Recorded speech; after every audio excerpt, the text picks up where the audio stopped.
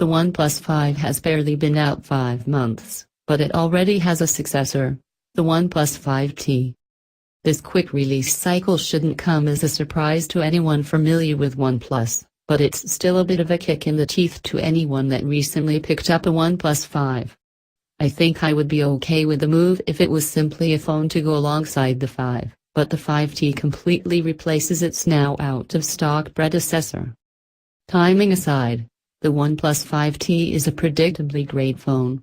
That is because it takes everything that made the OnePlus 5 one of my favorites of 2017 and adds an 18:9 display, reduced bezel and slightly improved secondary camera. I really like the 5T's industrial aluminum unibody design, even if it's basically the same as the OnePlus 5's. The edges are nicely curved. It's not too big and it's really thin. Unlike with the 5, the 5T is only available in the midnight black hue, though I wouldn't put it past OnePlus to release a gold or slightly lighter black variant later down the line. There'll also probably be a partnership with some obscure fashion house at some point. The biggest design change is that the fingerprint scanner now sits below the rear camera sensor, rather than on the phone's front. OnePlus told me it went through multiple variations of this scanner to get it right and even tried color matching it completely to the device, but in the end it stuck with the same ceramic construction as previous phones. The scanner itself is a tad on the small side for my liking, but it's perfectly positioned just where your finger naturally rests.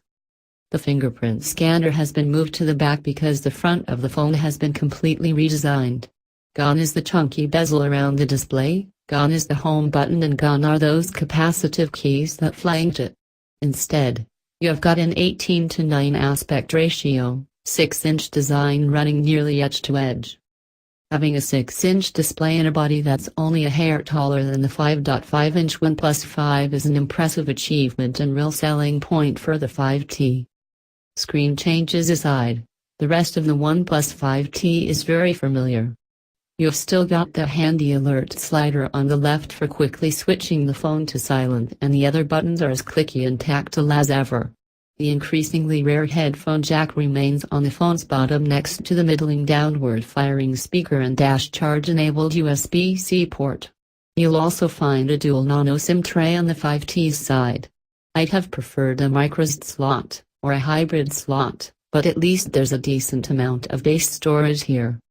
For the price, you won't find a better display. The OnePlus 5T uses a Samsung OLED. It's a big, bright 6-inch panel with a slightly odd 2160 by 1080 resolution. This is classed as FHD+, but really it just adds extra pixels to the top so you don't lose any sharpness with the elongated screen. This resolution doesn't match the Quad HD panels used by some of the competition, even at this price point, but the OnePlus 5T's screen is sharp enough so you won't be able to distinguish individual pixels. There's also no support for HDR or Dolby Vision. Unlike the OLED panels used in the LG V30 and Google Pixel 2 XL, the OnePlus 5T doesn't suffer from wild oversaturation or terrible viewing angles. Yes, there is a mild shift to blue if you tilt off axis, but it's only noticeable if you really go looking for it. OnePlus lets you fiddle about with the screen calibration if you're not a fan of the vivid default setting. I switched it to the DCI-P3 option and this levels out colors a bit without washing anything out. There's an sRGB mode too, plus a custom setting with a slider for making the panel warmer or cooler. Inside the OnePlus 5T is the Snapdragon 835, 6/8 of a GB LPDDR4X RAM and 64 128 of a GB UFS 2.1 storage. I still think that much RAM is complete overkill and it doesn't really seem to make any difference to how long apps stay in memory, but it's there if you love specs. I have been using the top spec version during the review period, but I previously used the 6GB OnePlus 5 and there wasn't a noticeable drop in performance. I would only plump for the pricier model if it's storage you want, especially as there's no microSD card slot. Specs are one thing, but actual performance is far more important, and thankfully the OnePlus 5T uses its components effectively. There's no lag, Apps open instantly and I haven't noticed that jelly lag scrolling effect that has plagued previous OnePlus devices. In our range of synthetic benchmark tests, the OnePlus 5T also impressed. It picked up 6,789 in Geekbench 4's multi-core test, and the single-core score is about the same as the Samsung Galaxy S8 and LG V30 at 1989. These numbers are nothing out of the ordinary, and nowhere near the scores achieved by the iPhone 8 Plus, but they do mean the OnePlus 5T hits the current ceiling for Android performance. Performance is great, but the downward-facing speaker is poor. It's loud enough, but gets blocked so easily when you're watching anything in landscape. I also still get the same poor Wi-Fi performance I experienced with the OnePlus 5. And the run-up to the launch of the OnePlus 5, all the hype surrounded the new camera, but I found it was the weakest part of the phone. For the 5T, OnePlus seems to have reined in its expectations slightly and focused less on the camera, which is probably a good thing. Even though there are still two cameras on the back of this phone, they work very differently to how they did on the OnePlus 5. Previously, the secondary sensor was telephoto, with a longer focal length for giving you a bit more freedom with zooming. That's been ditched here, which is fine. It was kind of terrible. And now both cameras have the same focal length and f/1.7 aperture.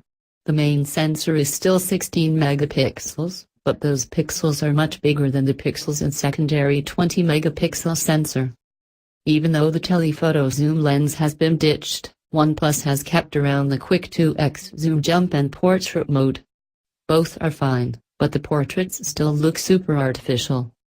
I really like the camera app OnePlus has built, and it's one of the only ones I have tried that manages to cram in a deep suite of manual controls without it being overbearing.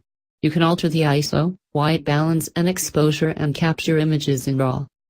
Video can be captured in 4K, and the electronic image stabilization, EIS, does a good job at making up for the lack of proper optical image stabilization, OIS. But it can sometimes have an artificial finish in particularly fast-moving video.